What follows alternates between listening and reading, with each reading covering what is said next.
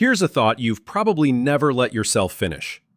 Imagine you're at home, alone with your pet, your loyal dog, your affectionate cat, the animal you love, the one that sleeps on your bed and greets you at the door. And then, suddenly, you die.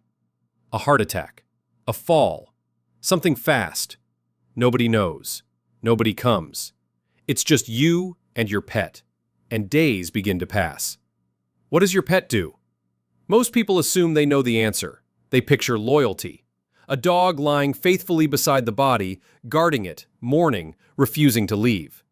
And sometimes, that's exactly what happens. But the full truth is far stranger, far darker, and far more human than you'd expect. Because what your pet does after you die depends on biology, hunger, panic, and instincts far older than your relationship with them. So let's talk about what actually happens. Not the comforting myth, the reality. First, let's address the question everyone is secretly asking. Will my pet eat me?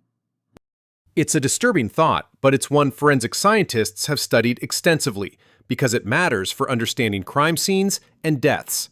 And the uncomfortable answer is yes, it can happen. Both dogs and cats have been documented scavenging the bodies of their deceased owners, but the why behind it is more complicated and more surprising than simple hunger. Let's start with dogs, because dogs are where the myth of pure loyalty is strongest. When an owner dies, a dog's first reaction is usually not hunger, it's confusion and distress. The dog notices something is wrong. You're not moving, you're not responding, your breathing has stopped, your smell begins to change. The dog may nudge you, lick you, paw at you, trying to wake you up. Many dogs will whine, bark, or show clear signs of anxiety. To the dog, its entire world has just stopped working, and it doesn't understand why. In cases where help arrives within a day or two, this is often where the story ends. A distressed, loyal dog standing guard over its owner. But time changes everything. As hours stretch into days, a new problem emerges. The dog is trapped inside with no food, no water, and no way out. And here is where instinct takes over. A dog that has run out of options will eventually do what any animal does to survive. It eats what's available. And forensic studies show that this can happen surprisingly fast, sometimes within just a day, even in dogs that were well-fed and deeply bonded with their owner. Disturbingly, scavenging doesn't always correlate with how hungry the dog was, or how much it loved the person. Some cases involve dogs that still had food in their bowl, which tells us this behavior isn't only about starvation. It may also be driven by panic, stress, and an instinct to investigate a non-responsive body that researchers still don't fully understand. Now, here's something that surprises people. Forensic evidence suggests dogs often begin with the face, specifically the mouth, nose, and areas of soft tissue.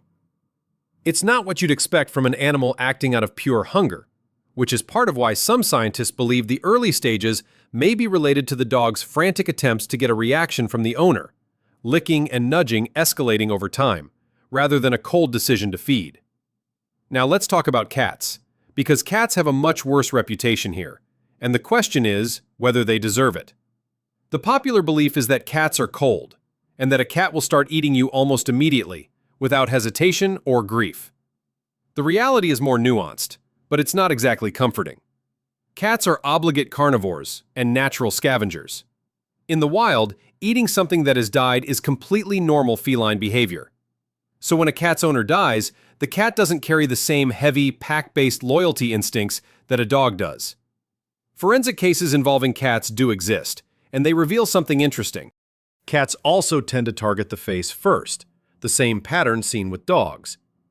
But here's the part that contradicts the cruel stereotype. On average, the evidence suggests cats often wait longer than people assume before scavenging, and many show signs of distress and altered behavior first. A cat isn't gleefully waiting for you to die. It's an animal that, when trapped and hungry with a food source present, eventually does what its biology tells it to do. The truth is, the difference between dogs and cats here is smaller than the stereotypes suggest. Both are predators, Both are scavengers when they need to be. And both, given enough time, hunger, and desperation, will treat a body as food, not because they're evil, but because they're animals. And this is where we have to confront something uncomfortable about ourselves. We're horrified by this idea because we see our pets as family. We imagine they see us the same way, and in many emotional senses, they do. Your dog really does bond with you. Your cat really does recognize and choose you. But underneath that bond is a creature governed by survival instincts that don't disappear just because it loves you. To your pet, you are many things: a companion, a source of safety, a provider. But your body, after you're gone, is something your pet's conscious mind and your pet's ancient instincts process very differently. The love was real, the bond was real, but biology doesn't grieve forever. And a starving animal trapped in a closed room is running on programming millions of years older than domestication. There's also a crucial detail that often gets lost in the horror of all this. Time and circumstance matter more than species. A pet discovered within hours will almost always be found simply distressed, guarding, confused, grieving in its own way. The disturbing scavenging cases are overwhelmingly tied to situations where no one came for days, where the animal was completely trapped with no food, no water, and no escape. In other words, this isn't a story about disloyal pets. It's a story about desperate ones. And maybe that reframes the whole thing, because the real tragedy in these cases isn't that the animal ate, it's that the animal was left alone, panicking, trapped beside someone it loved who suddenly stopped responding, slowly running out of every option until the only ancient instinct left was the one that kept its ancestors alive. So, what would your pet do if you died at home? Honestly, it would probably try to wake you first. It would nudge you, call out for you, and wait. It would grieve in the only way it knows how. And then, if enough time passed and no one came, it would eventually do what every living thing is built to do: survive.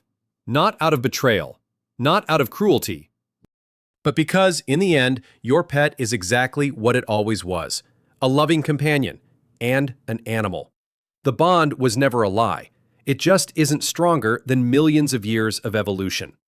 And honestly, the most haunting part isn't what your pet might do. It's the thought of it waiting by your side, hoping you'll wake up long after you can't.